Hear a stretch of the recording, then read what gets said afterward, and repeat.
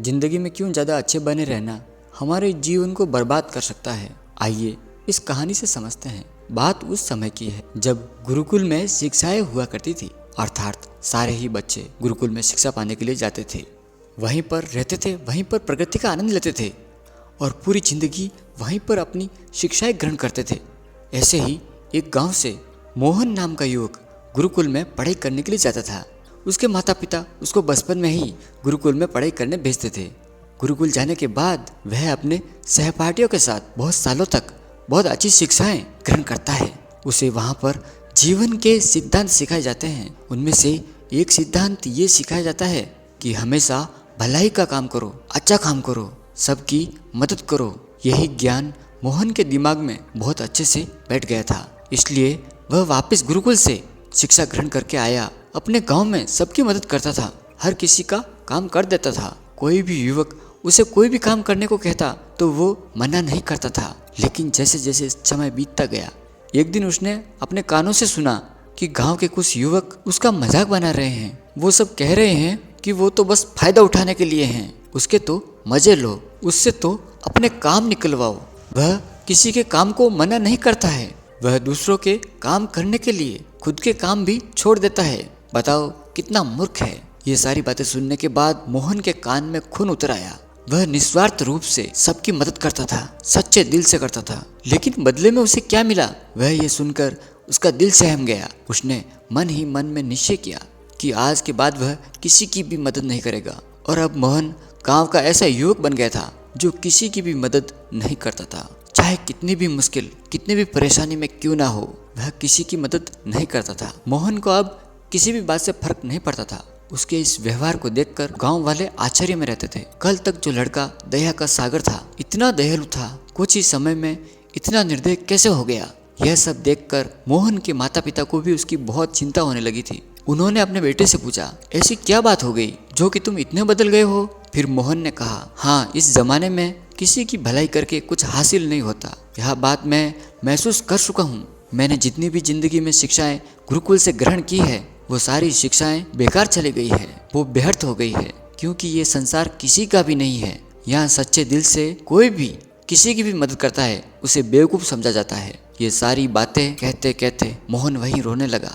इसके बाद मोहन वहाँ परेशान रहने लगा। उसके माता पिता पहले वाला मोहन लौट कर आ जाए, बस यही चाहते थे। बस वो वही मोहन चाहते थे जो सब लोगों की मदद करता था। लेकिन उनका बेटा कहीं दूर निकल चुका था, कहीं खो गया था। दिन बे दिन मोहन के हालात और भी गंभीर हो रहे थे। एक दिन उनके माता पिता को पता चला कि पड़ोस के गांव में एक बौद्ध भिक्षु आए हैं, वह मानव स्वभाव के बारे में कुछ बता सकते हैं। इसलिए मोहन के माता पिता मोहन को लेकर उस बौद्ध भिक्षु के पास पहुंचे।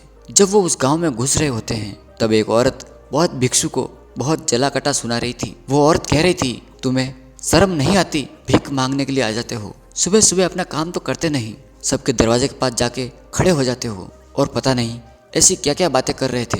बौद्ध भिक्षु तो भिक्षा मांगकर ही खाते हैं, उन्हें तो सब कुछ ही सहना पड़ता है। इसलिए वो बौद्ध भिक्षु एकदम शांत खड़ा रहा था। उसमें क्रोध का भाव तिनका मात्र भी नहीं था, और उस भिक्षु को उस घर से भिक्षा भी नहीं मिली। तब वो दूसरे घरों की तरफ निकल गया। ये सारा दृश्य मोहन भी देख रहा था। इसके बाद उसके माता पिता गांव वालों से पूछकर उस बौद्ध भिक्षु के ठिकाने पर पहुंचते हैं। वहां पहुंचकर वो देखते हैं ये वही बौद्ध भिक्षु था जो गांव में भिक्षा मांगकर वापस आ गया था, जिससे वो औरत जलीकटी सुना रही थी।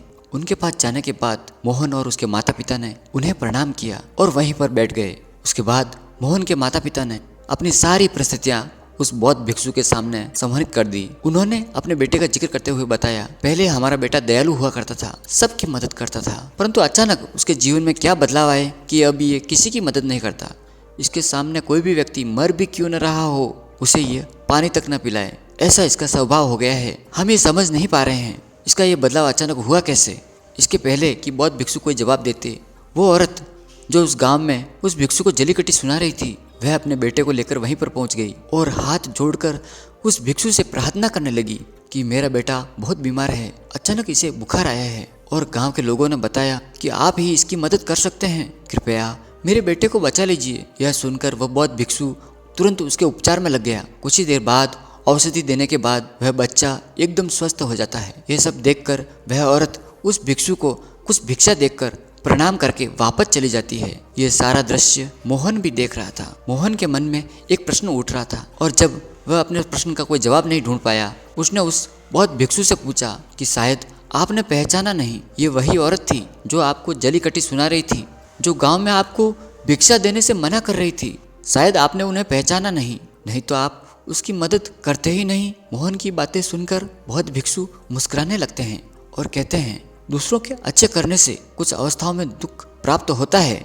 लेकिन अगर तुम कर्मों का सिद्धांत समझ लेते हो तो अच्छाई और बुराई, इसके सारे भेद तुम्हारे सामने उजागर हो जाएंगे। मैं भली भांति जानता था कि ये वही औरत है। मैं बिना किसी ईर्ष्या का भाव रखते हुए मैंने वही किया जो मेरा कर्तव्य था। जीवन में आप किसी की भलाई, किसी की अच्छाई बिना किसी लालच के करते हो, बिना किसी बदले के करते हो, वही अच्छाई होती है। लेकिन अक्सर हम लोग किसी की मदद करते हैं तो हमारे मन में यही भावना बन जाती है कि बदले में वही इंसान हमारी भी मदद करे, और जरूरत पड़ने पर जब वह व्यक्ति हमारी सहायता नहीं करता तो हमें दुख पहुंचता है। तो किसी भी इंसान के साथ बिना कुछ पाने के भाव से उसकी मदद करो और उतना ही भलाई करो जितना कि तुम्हारा सामर्थ्य हो, यानी कि अपने आर्थिक और शारीरिक क्षमता के हिसाब से किसी की मदद करो, ताकि कल को अगर वो इंसान आपके साथ बुरा व्यवहार भी करे, तुम्हें कोई उसका भेद ना हो, उसका पश्चाताप ना हो कि मैंने तो उसके लिए कितना कुछ किया था और अब ये मेरे साथ ऐसा व्यवहार कर रहा है। इसलिए किसी का इतना ही भला करो जिससे कि तुम आहत ना हो। दूसरी बात, किसी दूसरे परिवार के झगड़े के बीच कभी मत पड़ना। अगर कोई पति पत्नी आपस में लड़ रहे हैं, वो पति अपनी पत्नी को पीट रहा है, तुम उसे बचाने के लिए पहुंच जाते हो कि भाई तुम औरत को क्यों पीट रहे हो, तो ऐसा करना तुम्हें संकट में डाल सकता है, क्योंकि वही जिसकी तुम मदद करने के लिए गए हो वो ये भी कह सकती है कि ये हमारी आपस की बात है, तुम्हें इससे क्या लेना देना, और इसका तुम्हारे पास कोई भी जवाब नहीं होगा। इसलिए दूसरों के झगड़ों में कभी टांग मत अड़ाना। अगर ऐसी स्थिति पैदा हो जाए कि कोई तुमसे मदद मांगे कि तुम सबसे पहले दरोगा तक खबर पहुंचा दो, सरकार इसका फैसला करेगी। तीसरी बात, अपने विवेक का इस्तेमाल करो, अपनी आंखें खोलकर देखो इसे वास्तविक रूप में मदद की जरूरत है और कौन ढोंग कर रहा है। कि अक्सर लोग दया का पात्र का दिखावा करके आपको बेवकूफ़ बनाकर आपसे मदद ले लेते हैं, जिससे कि आज के युग में हम बहुत सारी जगहों पर ऐसा देखते हैं। बस अड्डों पर, रेलवे स्टेशनों पर बहुत सारे छोटे छोटे बच्चे भीख मांगते रहते हैं। उसमें दो स्थितियां पैदा हो जाती है। अगर आप उन्हें भीख देते हैं तो आप उसे भीख मांगने का बढ़ावा देते हैं। जब आप भीख नहीं देते हो तब बच्चा आज शायद खाना भी ना खा पाए।